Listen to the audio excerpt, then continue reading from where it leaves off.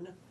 Welcome to our Coach's Corner feature this week, and we have two very special guests on this week. We're going to start with Kristin Bohan, the high stepper coach. We'll also be talking some other sports at Ponca City High School as we turn the calendar into winter now, and it certainly is winter. And we saw your girls in the fall. Now, a lot of people don't realize you guys kind of double duty. You start working in the basketball and wrestling, a lot of different routines. Talk about the time commitment, what it is right now in the winter, because it's awfully cold. The girls still are up very early. Oh, definitely.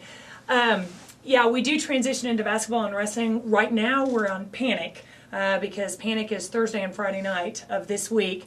So we're working on that and then also getting ready for basketball and wrestling season. We're usually, during basketball and wrestling season, they're probably juggling 5 or 6 routines at the same time. So they definitely have a ton of choreography running through their heads. But, you know, to be honest, gosh, that's not any different than football season this year. Football season was just crazy the way it was scheduled. And with the first 3 home games in a row and then just a week off and another one and then a week off and the last one, you know, in the span of 7 weeks, we had 6 performances, and that's nuts. So they're kind of prepared for it right now. Absolutely. Well, you'll start a lot of back-to-back performances, and I know the good thing about the winter sports is you use those events to perform before audiences, and those are performances, many of them which you'll use for your national competition in the spring. Yeah, that is one nice thing. It is great to get your competition routines in front of an audience. And 4 of the routines that we will do toward the end of basketball and wrestling will be our competition routines. So we'll use them for nationals. And while I am always, you know, I want my girls to look absolutely perfect, sometimes, you know, and the audience doesn't know this, but sometimes they're not quite ready yet, but we've got to get them in front of an audience to get some feedback and see how my girls react in front of an audience and things like that. So it is really good practice for them, and you want them to peak in March. The thing about your performances are, and I know you know this, the average person can watch and you see no mistakes, but the coach can watch and you see a lot of things, so that's where it really pays off to be able to watch them. Yeah, they look perfect when I watch them, but you know, in reality, there are certain things that you want to do, and so that's how you use it. Oh yeah, definitely. And in football, there were a couple of small sections and routines I would have liked to have had back, just simply because I knew the girls knew the routine better than that. But you know, I am also the one who choreographed the dance, so of course I know exactly what should be coming up next. And so it is nice that a lot of times the audience doesn't see what I see.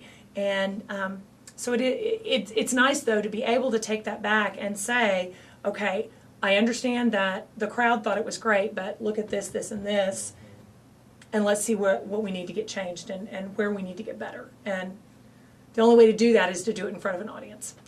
You mentioned your national competition. Now it's in March, is that right? Yes, last weekend of spring break again. So, and it's in Denton, Texas it's again? in Denton, Texas, yep. University of North Texas. Well, I know that's what you aim for. What are your goals this year? Are they higher? You've been pretty blunt. You know, you always want to do the best you can, but some years you have experienced squads, some years not. What are your expectations this year? You know, my expectations have not changed of my girls at all. I do have 20 new girls on my team, and they are very inexperienced and they are very young. If you saw senior night at football, I have 4 seniors, and of those 4 seniors, only one of them has been on the team for 3 years. So the whole team is inexperienced, the whole team is young, but that doesn't really change my expectations, and it definitely does not change theirs. We, at the beginning of the year, we sat down as a team and decided on 4 goals that we wanted for the year that we could all agree on that were really important. And one of them was to win our 4th national championship. And so the girls, I think the girls expect that. And that's always what you've got to go in expecting. And at that point, just kind of let the chips fall where they may. So. Any powerhouse program, just because the names change doesn't mean that the goal changes at all. Exactly. And you know, I think a lot of people thought, oh my gosh, Kristin's got so many new girls, they're not going to be as good this year. And, I really think we proved that wrong at football. And so, and that was one of the things the girls really wanted to prove was that, we're just as good as any other team has been. And they're going to continue to do that during the year. And every day in practice, I see them getting better and stronger and more confident. And that's all you can ask of any team. Well, that also bodes well to the future too. While they're young now, Yes. the expectations will continue to grow with those girls too. Yeah. You mentioned 4 seniors. Would you like to mention their names for us? Sure. Megan Swinehart is my only 3-year member, and she's my captain. She's an amazing young lady, has done an amazing job as my captain, and it has been wonderful just to watch her grow and mature from the time she made it as a freshman to right now. That's been awesome. 2 of my senior lieutenants are Katie Nipper and Susanna Parks.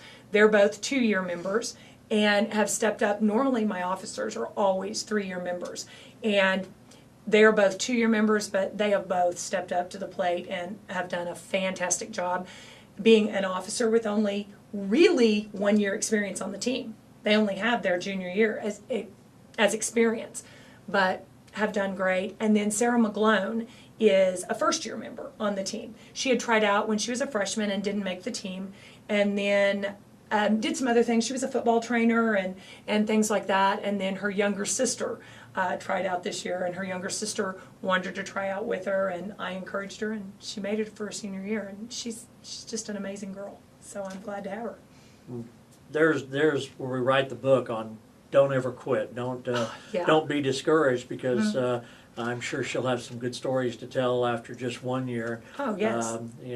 That's what it's all about, isn't it? Is kids trying and try again, even if you don't make it. And you have tryouts that will be held in the spring. Right. And just my thought is you probably encourage those kids that maybe don't make it to keep working. Oh boy, I do. Every year there is nothing better than experience at tryouts. And even though those girls might not have made it their first year, they have that tryout experience. And so at that point, they've got a little bit of a leg up because they've been in front of judges when these other girls have never been in front of a judge, and they don't know what the tryout is like.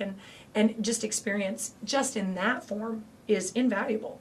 So. Well, there's a lot of commitment, at every basketball and wrestling home event. I know you guys are there, and we are. People don't think about it, but those teams only have to be there on the nights they play. You guys are there all the time supporting the teams and rooting them on, and, of course, performing at half times, too. So we look forward to it. Thanks. Good to see you again. Good to see you. Have a good holiday, too. All righty, you too. Kristin Bohan, our High Stepper coach on Coach's Corner.